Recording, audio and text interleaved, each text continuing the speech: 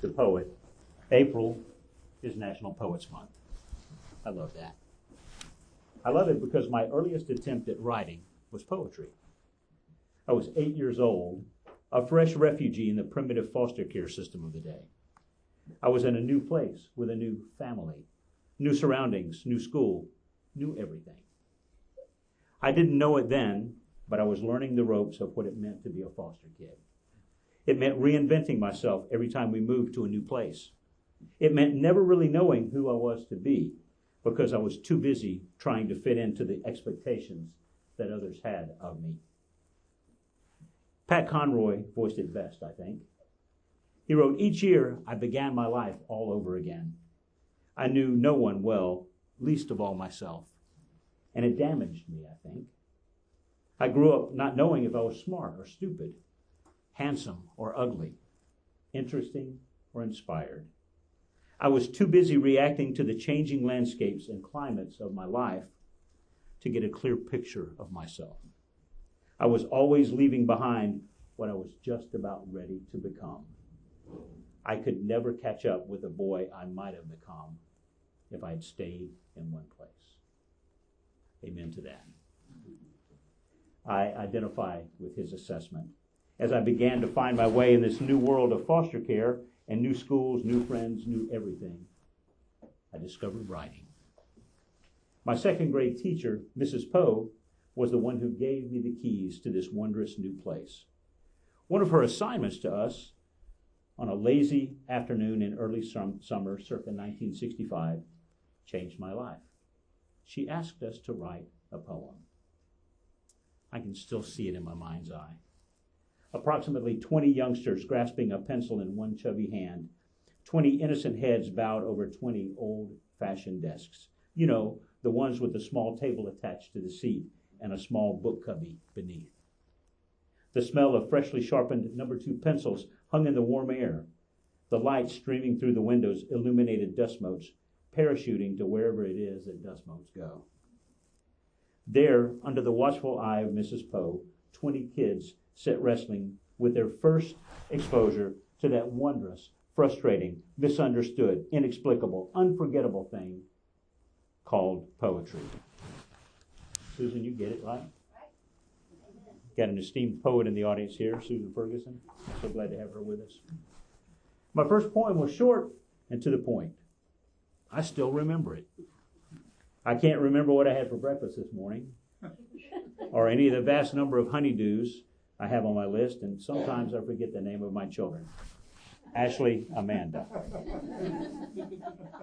But I remember the poem. If I had a money tree, everybody would like me. But I don't, so they won't. Those 16 words opened a new world for me. Poetry, the rhythm of the words, the magic of the structure, the mystery of finding words that would rhyme and at the same time make sense, all of it appealed to me. Check that. Make that appeals to me, because I still love poetry. As a drummer, the rhythm of the phrases and words resonates with my inner metronome. The challenge of finding the perfect word and the perfect rhyme appeals to the overachiever in me. The flow of the words and the emotion they evoke appeals to the romantic in me. I had my first work published when I was 16 years old. I placed second in the Alabama State Poetry Society annual writing contest. The guy who placed first wrote a little ditty about wine and drinking and such. I never forgave myself for getting second place, and so I determined I would be a better writer. Would you like to hear that guy's poem? Sure. I drink my wine, I think my thoughts. The wine I bought, the thoughts are mine. Whenever I think thoughts I shouldn't think, I open the bottle and pour another drink.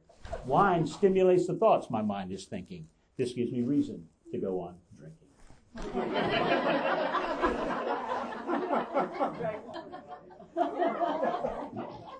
I place second behind that. People ask me sometimes how they can become a writer. My answer is short and to the point. If you want to be a writer, write. So I wrote. Over time, that led to short stories, essays, more poetry, and ultimately to writing books. I remember clearly how it felt to hold the galley copy of my first hardback. I remember how awkward it felt the first time someone asked me to sign their book. And if we're being honest here, it still feels a little awkward to pen a few words on the title page and sign a book for a perfect stranger. And sometimes it's downright humorous. A while back, I delivered a guest lecture at Auburn University where my daughter teaches. War Eagle. Afterward, one of her students approached me and asked for an autograph for her dad. She excitedly explained that he had all my books and was a big fan. After I signed her book and she left with her treasure, I told my daughter that the poor girl was confused and maybe thought I was Stephen King or something. And I hoped her dad wasn't too disappointed when she handed over the book signed by someone he'd never heard of. Through all the other writing, I kept penning poems. I keep a small leather journal of words and phrases that resonate with me, and sometimes they find their way into a poem. Poetry covering all sorts of topics winds up in my little notebook, and iambic pentameter and rhymes rule. But gradually, prose began to creep into my work. It didn't rhyme. There was a unique rhythm to each piece. Each word stood on its own, not so dependent on its surrounding family of verbs and nouns and adjectives. Each phrase was more powerful. There was less punctuation, and in some cases, none at all. Lowercase font rule. March was National Women's Month, and in celebration of that, I began a series of short prose pieces, little vignettes, if you will, that ultimately became the book Night Watches. We'll hear a couple of those pieces tonight. Now, I know some of my buddies from my days of weightlifting and martial arts just threw up a little bit and are even now calling me for me to surrender my man card. Trust me, guys, I get it. But the words come, and I am just the scribe. One day, when my journey here is done, my children and grandchildren will perhaps find the reams of doodles and notes and scraps of prose and look at one another and say, he was a poet.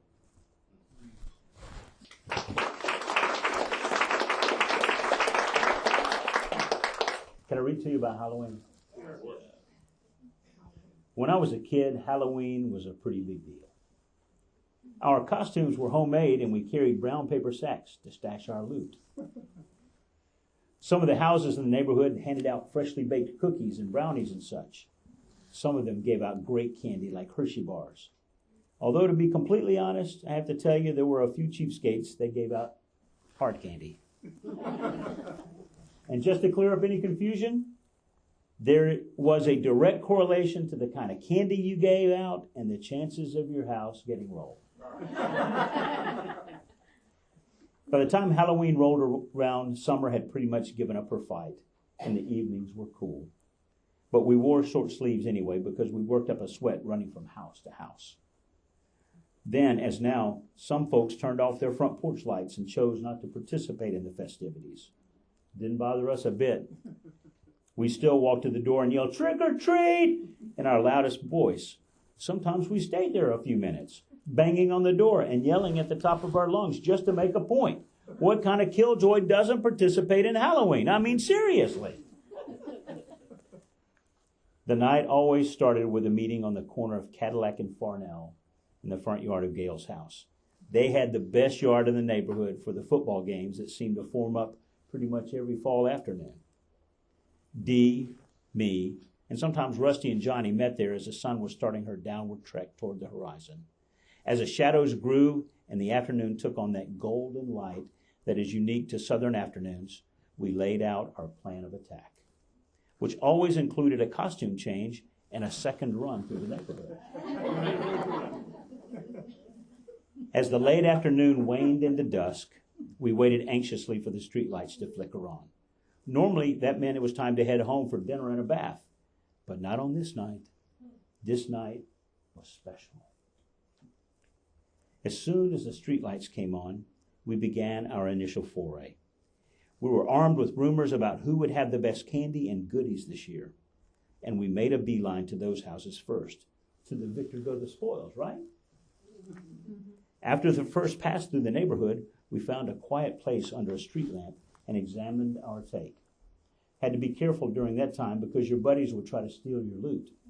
We always posted a lookout You can never be too careful where chocolate is concerned.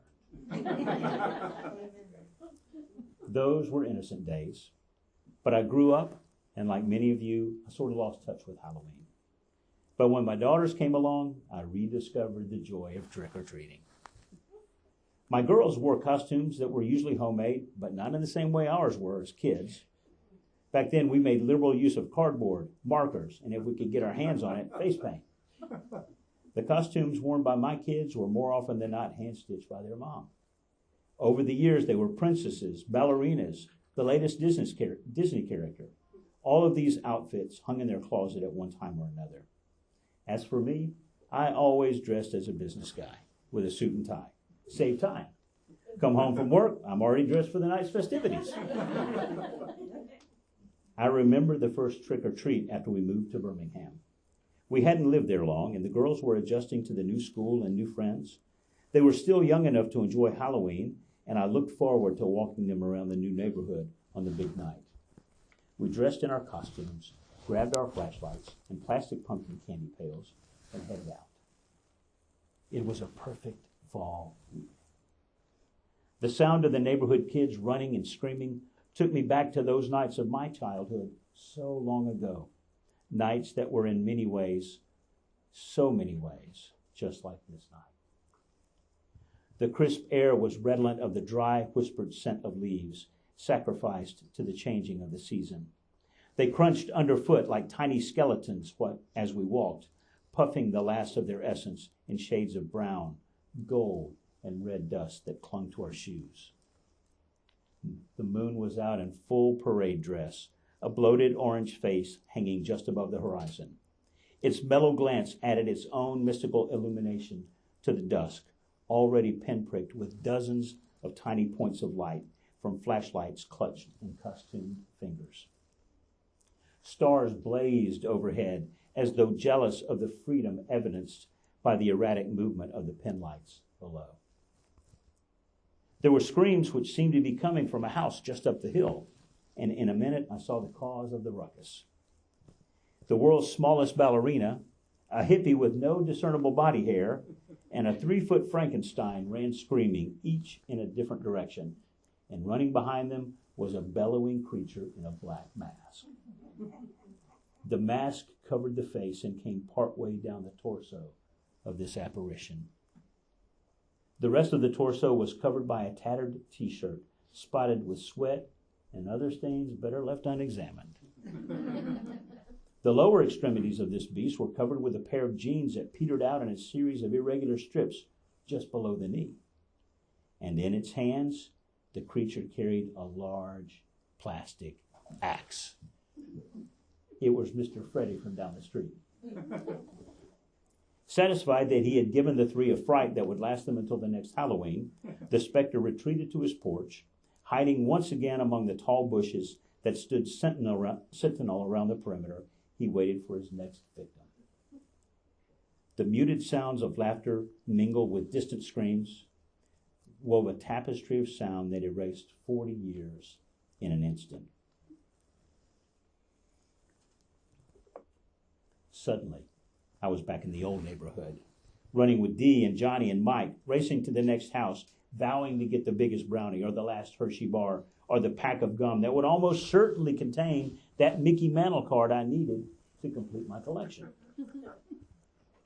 Running with the air cool on my face, confident in a future that I couldn't see but hoped in nonetheless. Surrounded by friends that measured you, not by how much money you earned or what kind of car you drove, but by the fact that you were you. The candy and treats were great, but the real magic of those long ago Halloween evenings was hanging with your buddies. You didn't know it then, but there were memories being forged on the anvil of those crisp autumn nights, memories that would surface over and over in the years to come, bearing their freight of smiles.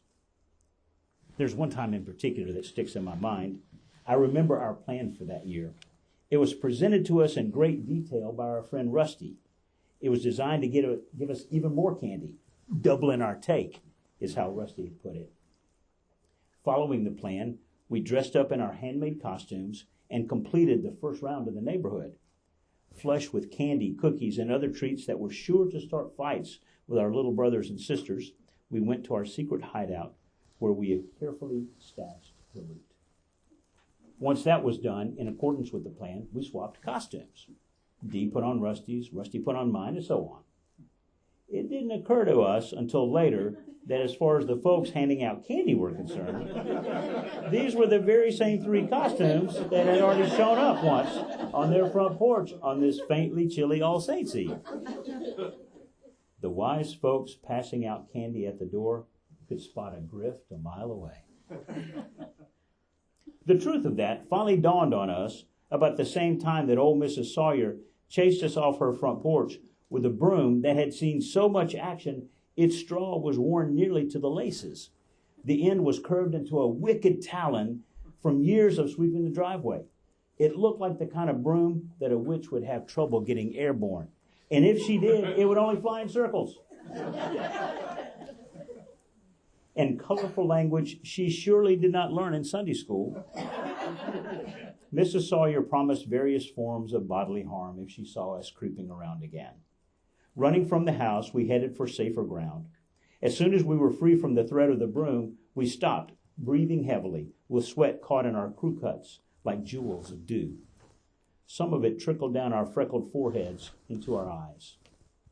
Dee turned to Rusty, said, "Great idea, brainless. She nearly killed us with that broom." He grabbed Rusty in a headlock and proceeded to give him an Indian burn, rubbing his knuckles back and forth on Rusty's crew cut. Laughing, we pulled Dee off Rusty and helped them both to their feet. "Come on, let's go see what else we can get," said Rusty. "Maybe no one else will notice that we've already been there." And with that said, we set off again. Halfway down the street, we came to the old Hutchcroft place. It was dark, except for a single dim bulb that burned at the top of the stairs leading to the front door. The yard was wild and overgrown. When we rode our bikes, we had to veer off the sidewalk that ran in front of the Hutchcroft place because bushes grew through the chain link fence surrounding the front yard. The branches covered most of the sidewalk, casting it in a dark shadow that somehow looked ominous and cave-like even in the middle of a summer day. We stood at the end of the driveway, looking at each other. We'd skipped this house on our first foray through the neighborhood, but found ourselves drawn back now. There were all sorts of rumors about the Hutchcrofts. Rumors that their house was haunted. Rumors they were crazy. Vicious rumors that they were Auburn fans. You know, crazy, scary, nutso stuff.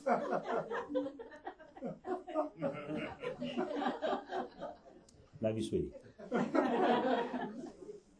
I should tell you at this point that I am an Alabama fan. And, well, so when Amanda went to school there, and ultimately she began to teach there, so in Iron Bowl, I look something like this. When I look at my scores, I go.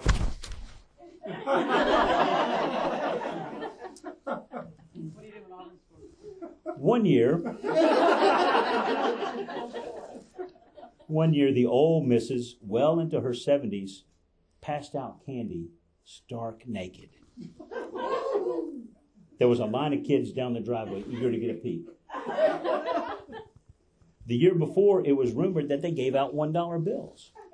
Mr. Hutchcroft worked as a printer, and he had supposedly cashed his paycheck, telling the bank teller to give it to him all in ones. He took the stack of $1 bills back to his print shop and had them bound together with that sticky red stuff on one end, sort of like a notepad. When a kid rang the doorbell, he answered the door, fully clothed, thankfully, and peeled a crisp new $1 bill off the stack and handed it to the surprised ghoul or princess. A whole $1. The possibilities were endless. We wondered if he would do that again this year.